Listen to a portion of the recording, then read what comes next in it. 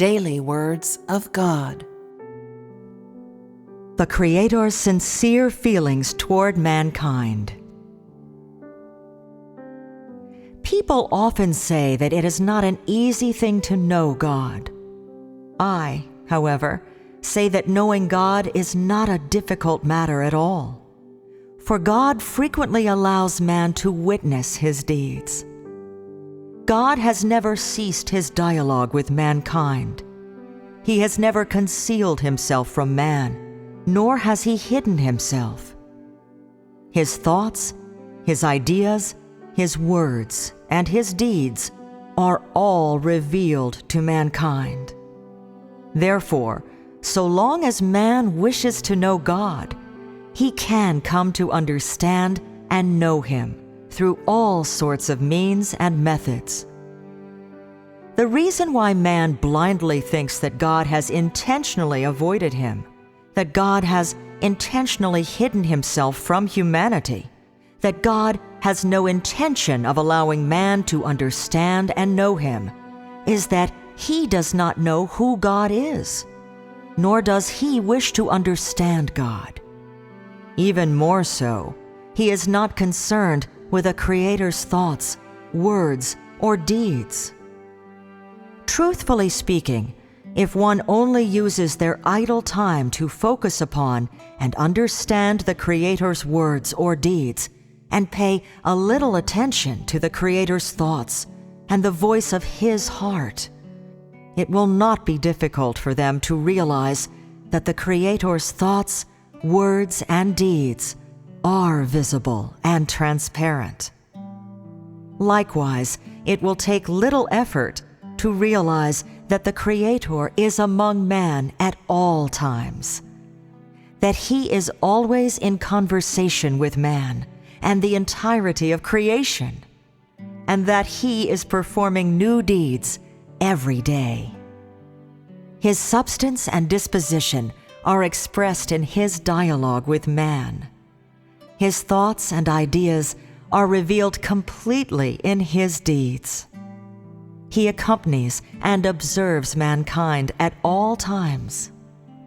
He speaks quietly to mankind and all of creation with His silent words. I am in the heavens, and I am amongst my creation. I am keeping watch.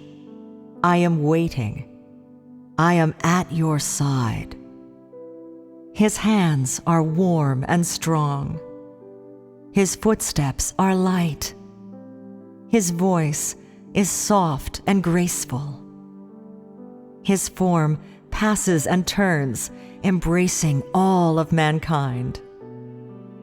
His countenance is beautiful and gentle. He has never left, nor has He vanished. From dawn to dusk, He is mankind's constant companion.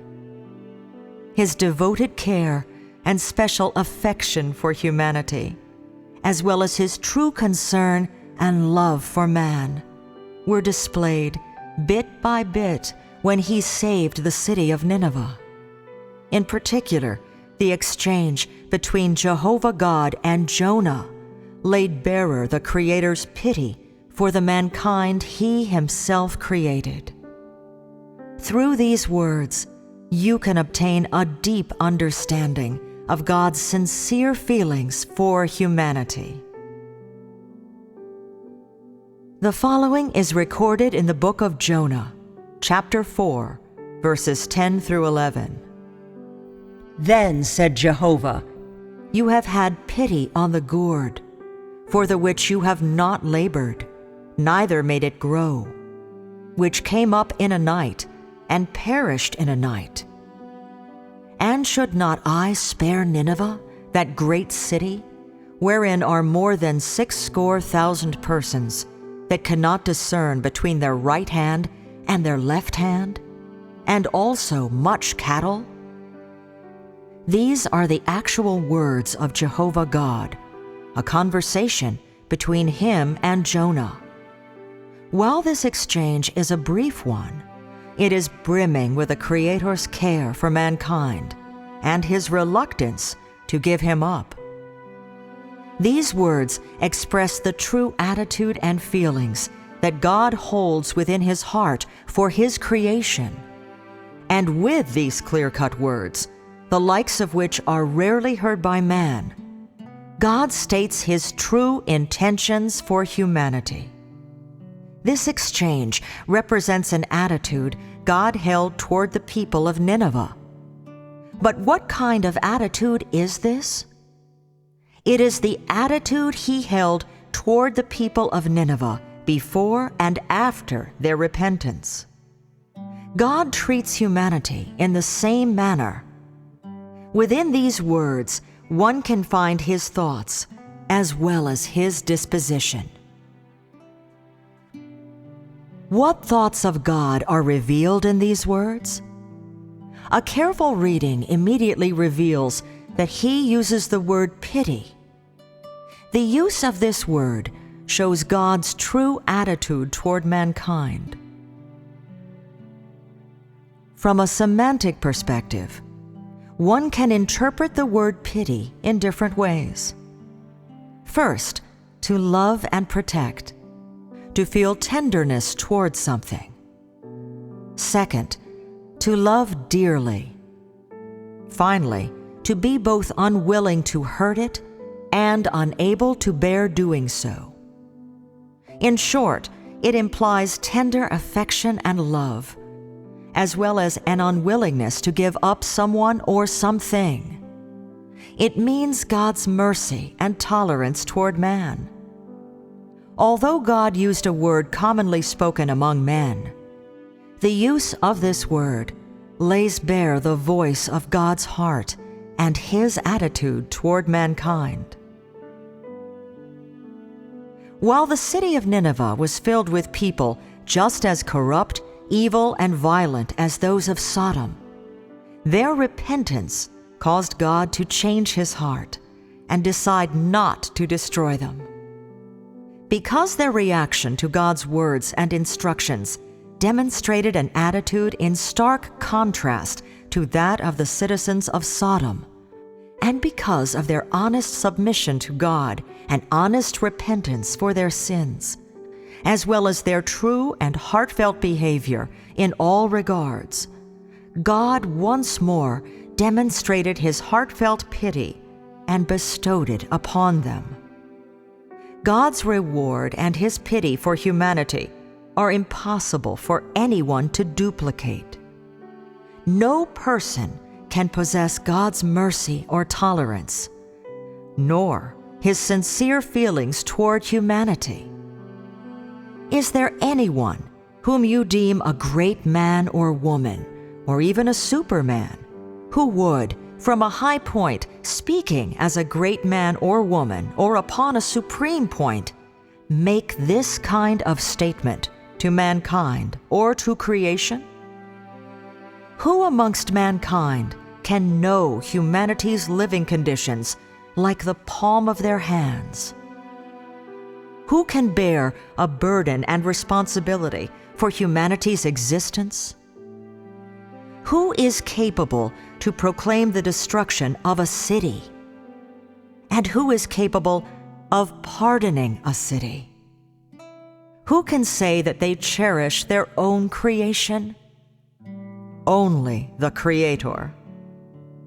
Only the Creator has pity on this mankind. Only the Creator shows this mankind tenderness and affection. Only the Creator holds a true, unbreakable affection for this mankind. Likewise, only the Creator can bestow mercy on this mankind and cherish all of his creation. His heart leaps and aches at every one of man's actions. He is angered, distressed, and grieved over man's evil and corruption. He is pleased, joyful, forgiving, and jubilant for man's repentance and belief. Every single one of his thoughts and ideas exist for and revolve around mankind. What he is and has is expressed entirely for mankind's sake. The entirety of his emotions are intertwined with mankind's existence. For mankind's sake, he travels and rushes about. He silently gives forth every bit of his life. He dedicates every minute and second of his life.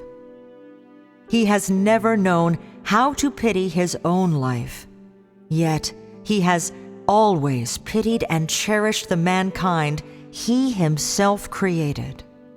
He gives all that he has to this humanity.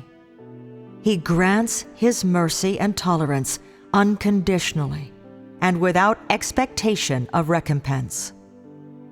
He does this only so that mankind can continue to survive before his eyes, receiving his provision of life. He does this only so that mankind may one day submit before him and recognize that he is the one who nourishes man's existence and supplies the life of all creation.